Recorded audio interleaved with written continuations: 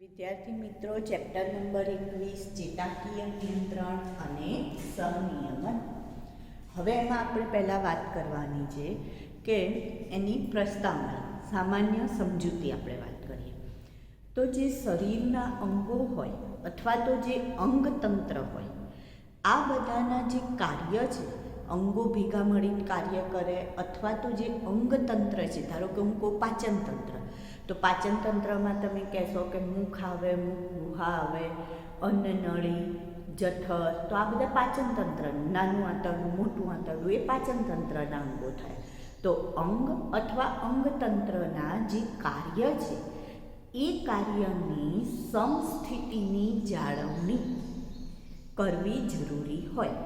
કોઈપણ અંગ અથવા અંગતંત્રના કાર્યની સમસ્થિતિની જાળવણી કરવી પડે.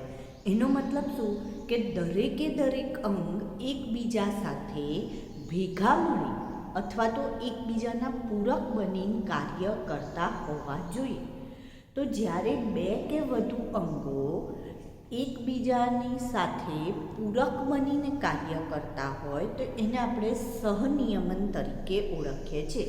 એવી પ્રક્રિયાને અથવા એવી આંતરક્રિયાને, અંગોની જે આંતરક્રિયા છે એને શેના તરીકે ઓળખીશું આપણે? સહનિયમન.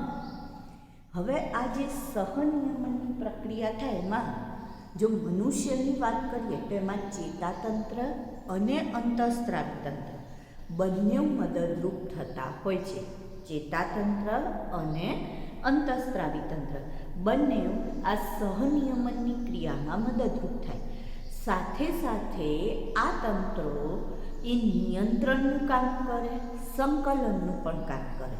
તો નિયંત્રણનું કામ એટલે શું? તો ધારો કે આપણે હાથ અને પગ બંને એક સાથે મળીને કામ કરે છે, કે ધારો કે તમે લખવાનું પણ કામ કરો અથવા તો તમે કંઈ પણ હાથ વડે કોઈ પણ કામ ચાલુ છે તમારું અને તમે અથવા તો મોબાઈલ હાથમાં છે, તમે મોબાઈલમાં એને સ્વિચને કે એને તમે કંઈક કરી રહ્યા છો અને તમે ચાલી રહ્યા છો, તો પગ પણ કામ કરી રહ્યા છે, હાથ પણ કામ કરી રહ્યા છે. તો જ્યારે બંને ક્રિયાઓ, બંને અંગો સાથે મળીને કામ કરે છે, તો અથવા તો આપણે જ્યારે ટેલર તમે જોયું હશે, દરજી જે કામ કરે છે તો એ પગ વડે મશીન ચલાવે છે અને હાથ વડે કાપડને આગળ ખસેડે છે. તો એનો હાથ, પગ અને મગજ ત્રણેય એ ક્રિયામાં સંકળાયેલું હોય છે, બરાબર. તો જ્યારે આવી રીતના આ બધી ક્રિયા, તો હવે એને નિયંત્રણ, જો વધારે એ પગ વડે ચાલુ જ રાખે મશીન તો શું થશે? તો કપડું પૂરું થઈ જાય ને તોય પેલું આગળ ને આગળ ચાલી રાખે તો ખોટું સિલાઈ થઈ જશે કે નહીં, બરાબર. તો એનો મતલબ નિયંત્રિત માત્રામાં પ્રક્રિયા થવાની છે. તો જ્યારે નિયંત્રણની પ્રક્રિયાની વાત આવે છે તો એમાં પણ ચેતાતંત્ર અને અંતઃસ્ત્રાવી તંત્ર મદદરૂપ થતું હોય છે. તો હવે પહેલું આપણે આમાં જોઈશું કે સહનિયમન એટલે શું. પહેલો આપણો પ્રશ્ન આવશે કે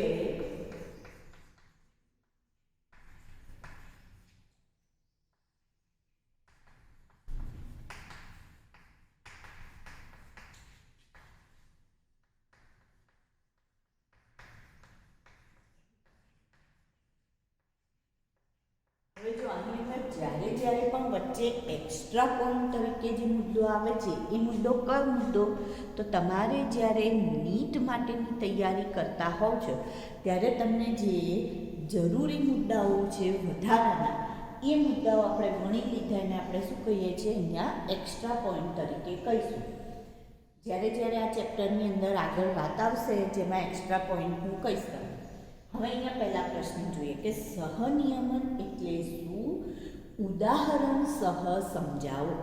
તો પહેલાં તો આપણે સહનિયમનની વ્યાખ્યા આપે કે બે કે વધુ અંગો, બે કે વધારે અંગો એકબીજાના પૂરક થઈને કાર્ય કરતા હોય. બે કે વધુ અંગો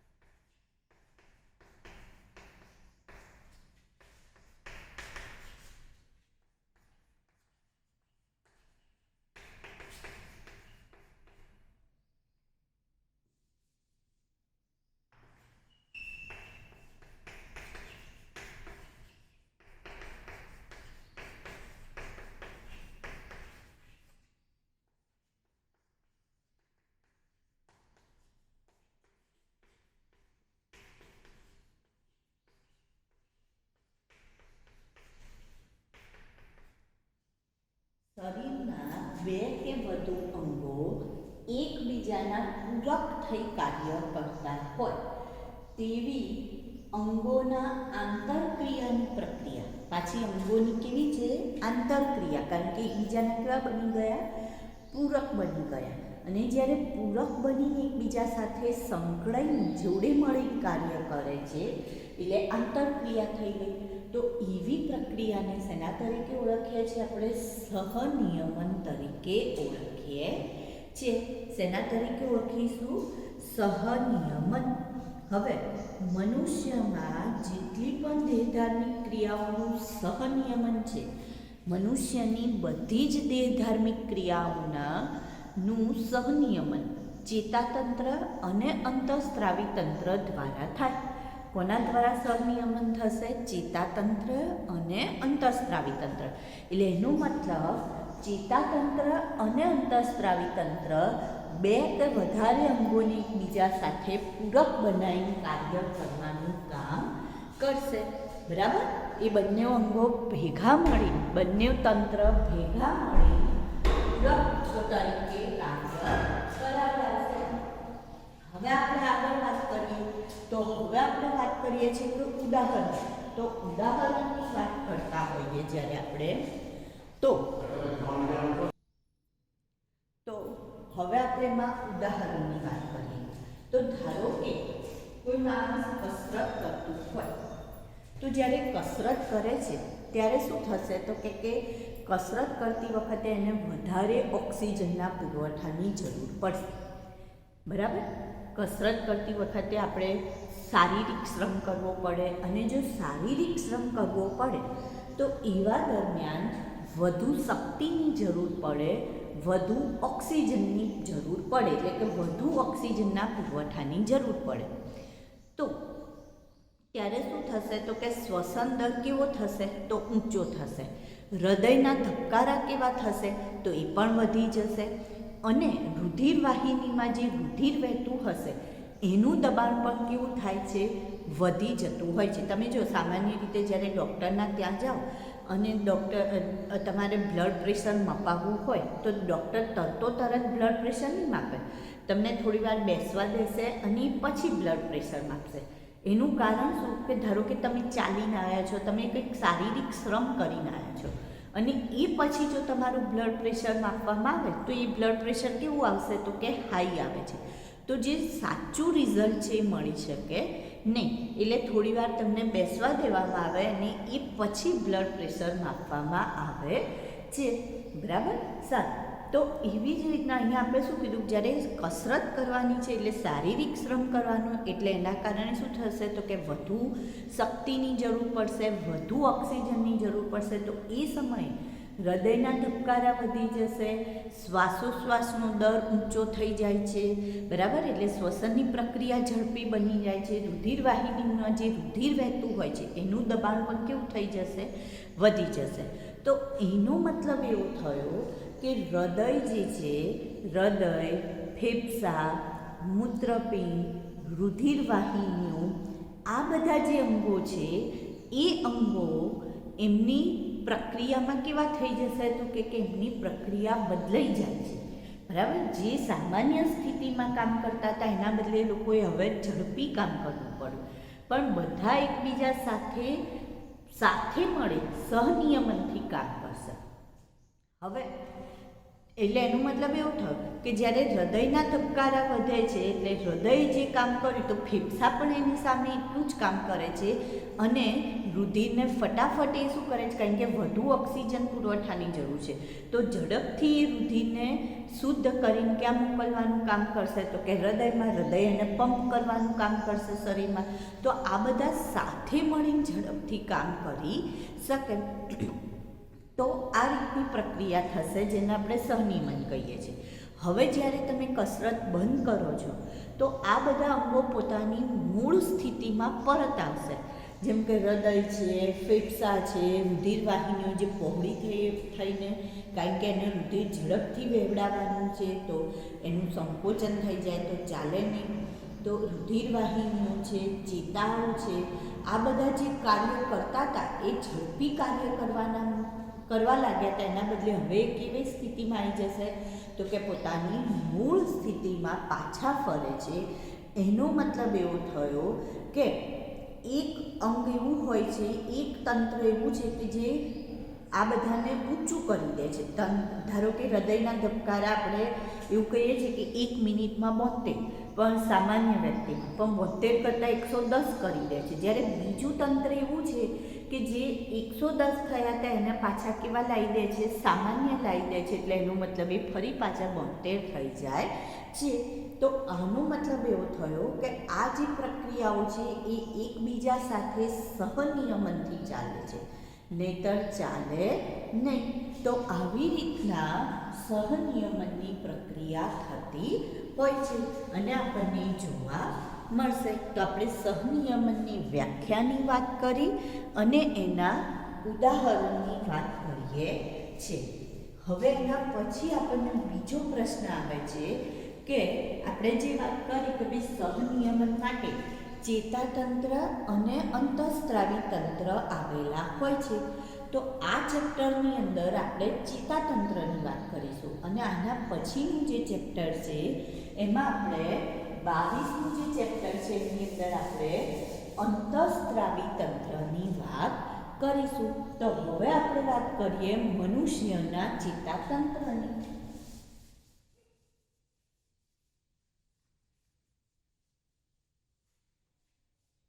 તો હવે બીજો પ્રશ્ન આપણને આવે છે કે મનુષ્યના જે ચેતાતંત્રનો ચાર્ટ છે તે બતાવો, દોરી બતાવો.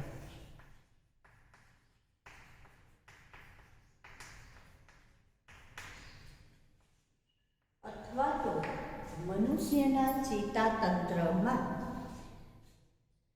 સ્થાન અને કાર્યને અનુલક્ષીને વિભાગો વર્ણવો. સ્થાન અને કાર્યને અનુલક્ષીને વિભાગો વર્ણવો. બરાબર.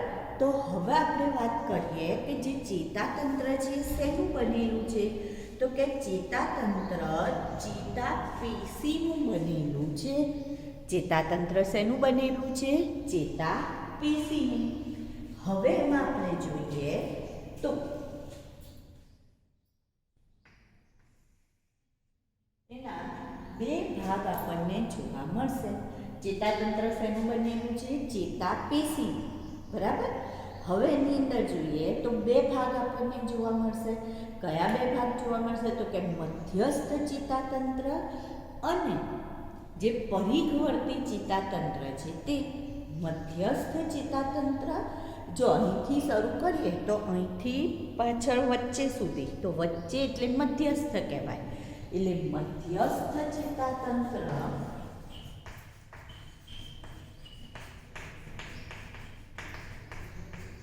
અને પરિઘવર્તી ચેતાતંત્ર.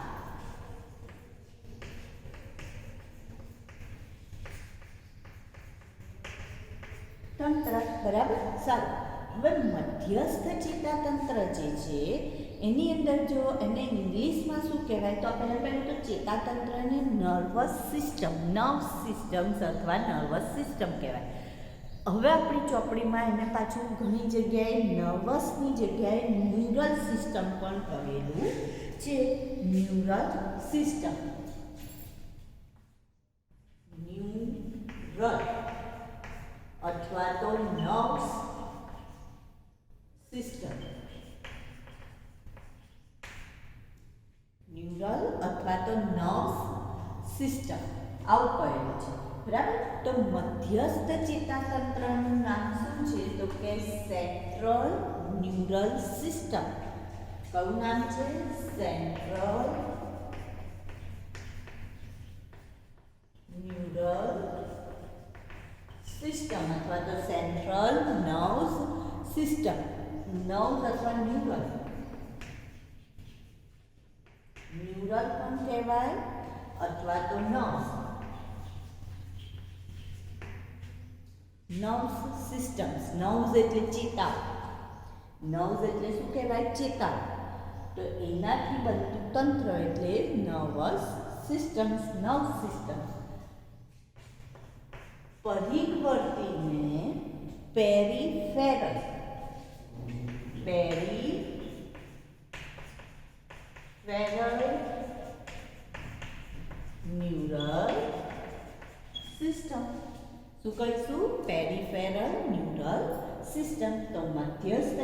ચેતાતંત્ર અને પરિઘવર્તી.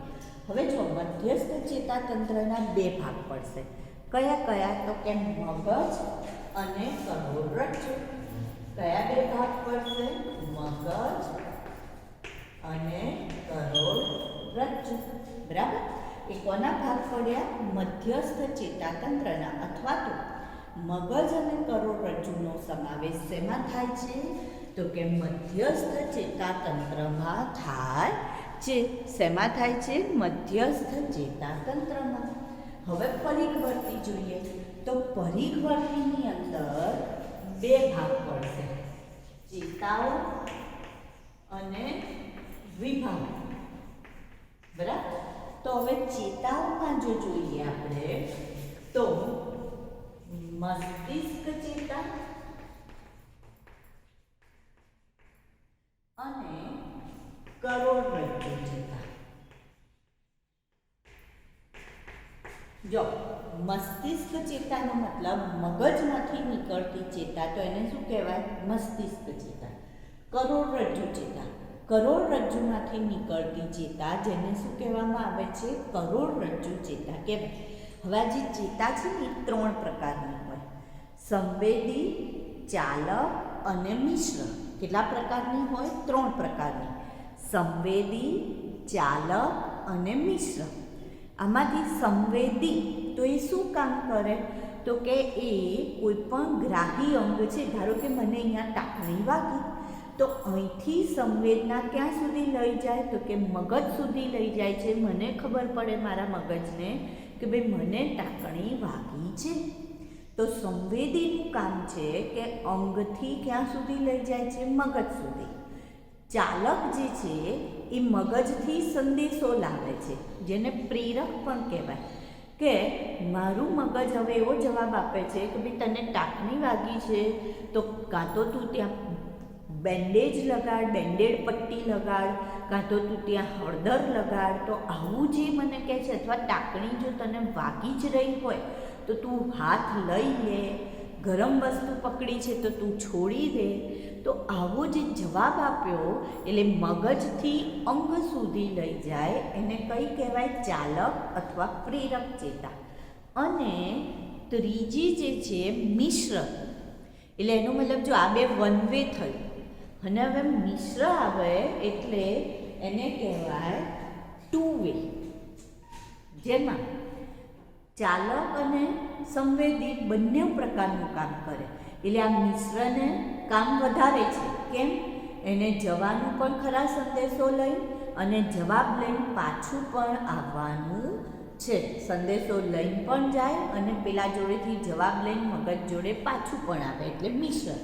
તો અહીંયા જે મસ્તિષ્ક અને કરોડરજ્જુ ચેતાઓ છે એ સંવેદી અને ચાલક પ્રકારની હોય છે. કેવા પ્રકારની હોય?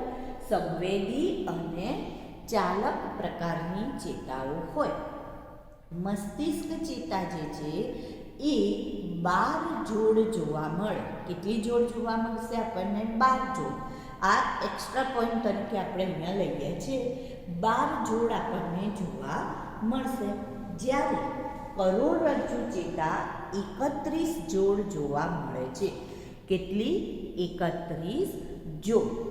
હવે એના જે વિભાગની આપણે વાત કરી, તો વિભાગમાં આપણે જોઈએ તો આપણને 3 વિભાગ જોવા મળશે.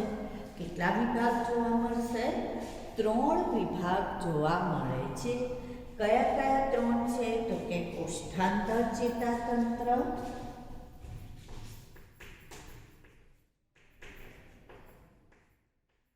દૈહિક ચેતાતંત્ર અને સ્વયંવર્તી ચેતાતંત્ર. 3 પ્રકારના ચેતાતંત્ર જોવા મળશે. કોષ્ઠાંતર,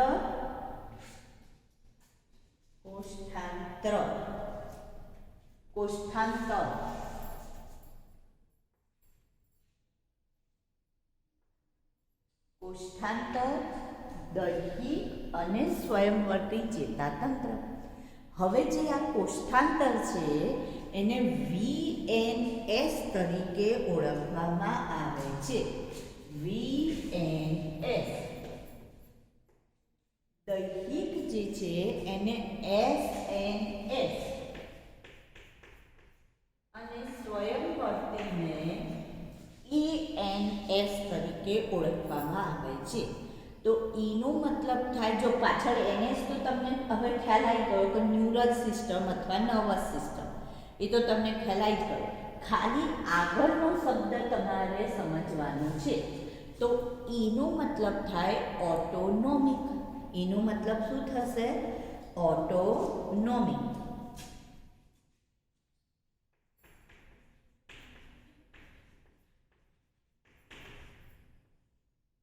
એસ નો મતલબ થાય સોમેટિક. આ તમારે આ તો હું તમને ખાલી સમજાવું છું કે. અને વી નો મતલબ થાય વિસિરિયન.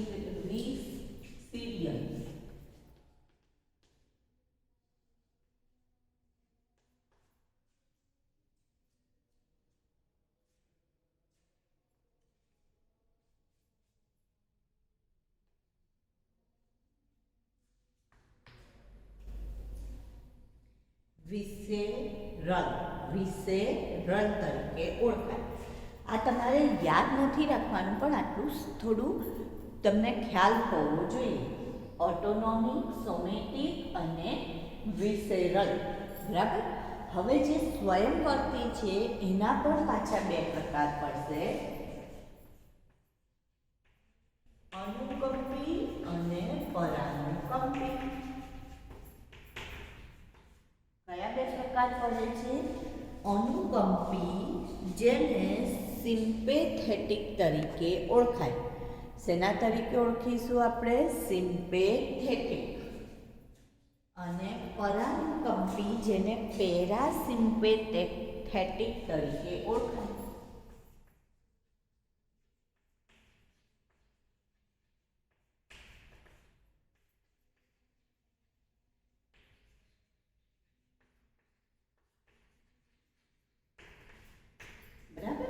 તો અનુકંપી ચેતાતંત્ર અને પરાનુકંપી ચેતાતંત્ર. તો આ મનુષ્યના ચેતાતંત્રના જ જાતની આપણે વાત કરી. સૌથી પહેલાં આપણે શું કહીએ છીએ કે ચેતાતંત્ર શેનું બનેલું છે? તો આપણે એવું કહીએ છીએ કે ચેતાતંત્ર એ ચેતાપેશીનું બનેલું છે. હવે એની અંદર આપણે વાત કરીએ તો બે પ્રકારના ચેતાતંત્ર જોવા મળશે, મધ્યસ્થ ચેતાતંત્ર અને પરિવર્તી. આમાંથી જે મધ્યસ્થ છે એને શેના તરીકે ઓળખીએ છીએ આપણે? સેન્ટ્રલ નર્વસ અથવા સેન્ટ્રલ ન્યુરલ સિસ્ટમ. અને પરિવર્તીને પેરિફેરલ ન્યુરલ સિસ્ટમ. મધ્યસ્થમાં પાછા બીજા બે ભાગો આવશે, અથવા મધ્યસ્થમાં કોનો સમાવેશ થશે? મગજ અને કરોડરજ્જુ. પરિવર્તીમાં ચેતાઓ અને વિભાગ. ચેતાઓમાં આવશે મસ્તિષ્ક અને કરોડરજ્જુ ચેતા. વિભાગમાં આવશે કોષ્ઠાંતર, દૈહિક અને સ્વયંવર્તી ચેતાતંત્ર.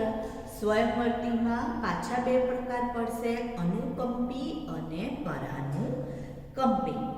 હવે આપણું જે પેરિફેરલ ચેતાતંત્ર છે એની અંદર આપણને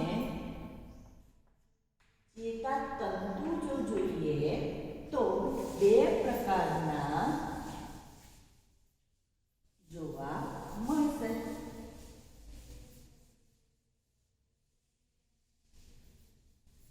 એક જે છે એ જેમ આપણે કહું કે ચેતાઓ જે છે એની વાત કરીએ છીએ ને આપણે, તો અહીંયા એવી જ રીતના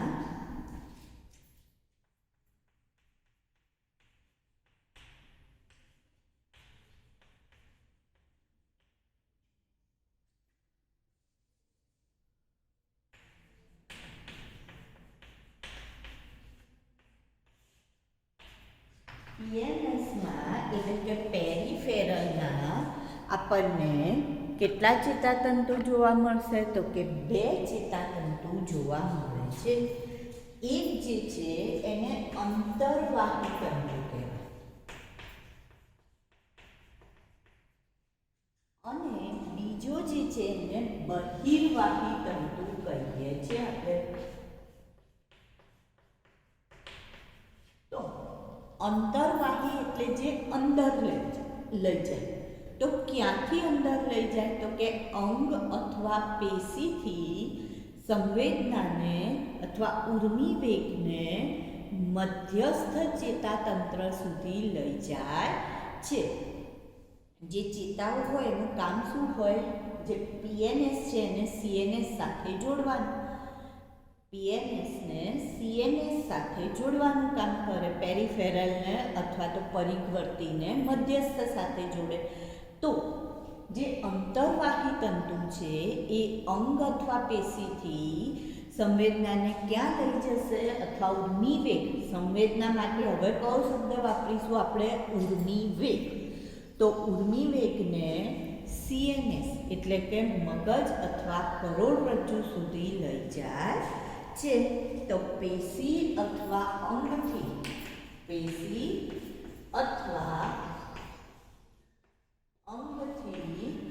ઉર્મી વેગનું વહન ક્યાં સુધી કરે છે? તો કે સીએનએસ તરફ કરે છે. તો માટે અંદર લઈ ગયું એટલે એને કેવું કહેવાય? અંતર્વાહી તંતુ કહેવાય. તો હવે બહિર્વાહી, તો બહાર લાવે છે. તો ક્યાંથી બહાર લાવશે? તો સીએનએસથી. તો સીએનએસથી ઉર્મી વેગનું વહન કઈ તરફ કરે છે? પેશી અથવા અંગ તરફ કરે છે. સીએનએસથી ઉર્મી વેગનું વહન પેશી અથવા અંગ તરફ કરે છે. હવે બીજી રીતના જો દૈહિક ચેતાતંત્રમાં જોઈએ આપણે, તો દૈહિક ચેતાતંત્રમાં ઉર્મી વેગનું વહન સીએનએસથી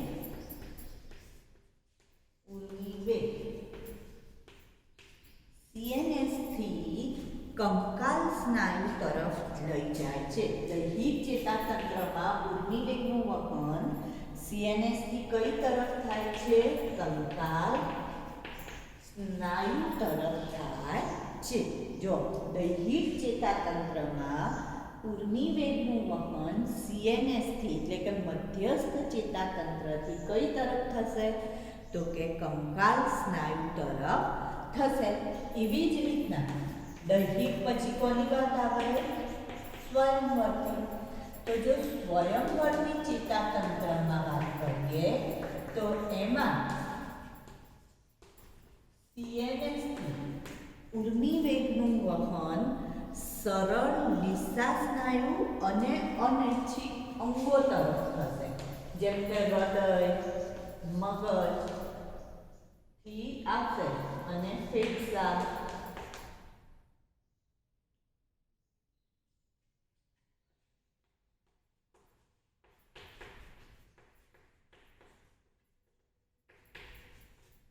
એના તરફ થશે.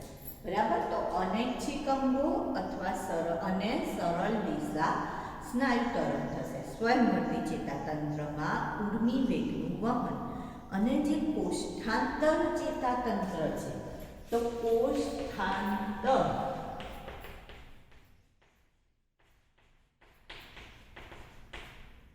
તો જ્યારે આ કોષ્ઠાંતર ચેતાતંત્ર છે એમાં ચેતાઓ ભેગી મળે છે. પછી રુધિરવાહિનીઓ, ચેતાકંદ, તંતુઓ, ચેતાજાલિકાઓ આ બધું એકબીજા સાથે જોડાશે. ચેતાઓ, ચેતાજાલિકા, ચેતાકંદ, ચેતાતંતુ બધું જ જોડાઈ જાય. બરાબર, એકબીજા સાથે જોડાય. તેની અંદર કોષ્ઠાંતર ચેતાતંત્રમાં અને એમાં ઉર્મી વેગનું વહન, જો આ ત્રણેયમાં વહન કઈ તરફથી થાય છે? ઉર્મી વેગનું વહન સીએનએસ તરફથી. ત્રણેયમાં સીએનએસ તરફથી ઉર્મી વેગનું વહન કઈ તરફ થશે? તો કે અંતસ્થ અંગો તરફ થાય છે.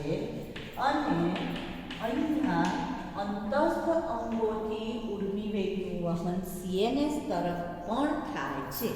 તો એનો મતલબ એવો થયો કે અહીંયા કયા પ્રકારની ચેતા કામ કરશે? ચલો હવે આપણે ચેતાના પ્રકારને તમને 3 પ્રકાર કયા હતા. એક સંવેદી, બીજી ચાલક અથવા પ્રેરક અને ત્રીજી કઈ હતી મિશ્ર. તો અહીંયા તમે જોશો કે મગજથી સંદેશો જાય છે. તો મગજથી લઈ જવાનું કામ કઈ ચેતા કરશે? સંવેદી કરશે, ચાલક કરશે કે મિશ્ર કરશે? તો આપણે શું કહીશું?